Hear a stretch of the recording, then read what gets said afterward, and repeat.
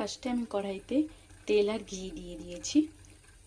এই যে ফ্রাইড রাইসের জন্য সব কিছু সবজি কেটে রেখেছি, একে একে ওই তেলে ফ্রাই করে নেব। ফার্স্টে আমি ক্যাপসিকামটাকে ফ্রাই করে নেব।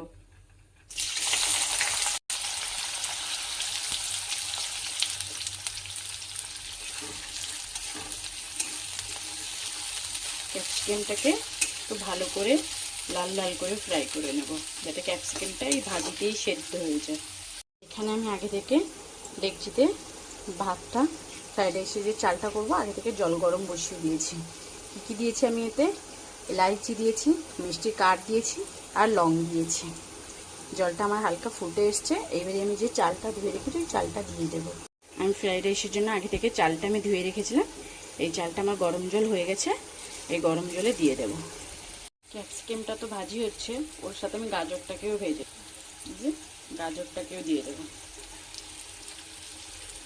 দিয়ে দেওয়ার পরে কিছুক্ষণ পরে আমি বিনসও দিয়ে দিয়েছিলাম, তো এগুলোকে আরেকটু ভাজতে হবে। বাস আরেকটু ভাজি হওয়ার পরে এটাকে আমি নামিয়ে নেব। এই যে এখানে আমি সব সবজিগুলো ভেজে তুলে নিয়েছি, ওটা কাজু বাদাম ছিল, ভেজে নেব। ফ্রাইড রাইসটা লেয়ার দেবো। ফার্স্টে গরম করে নিচে ঘি দিয়ে দিয়েছি, এবারে ওপরে আমি সব সবজিগুলো, এই যে মশলাগুলো ভেজে রেখেছিলাম, ভালো করে মিক্স করে এইভাবে এরকম করে করে সব লেয়ারগুলো দিয়ে দেবো।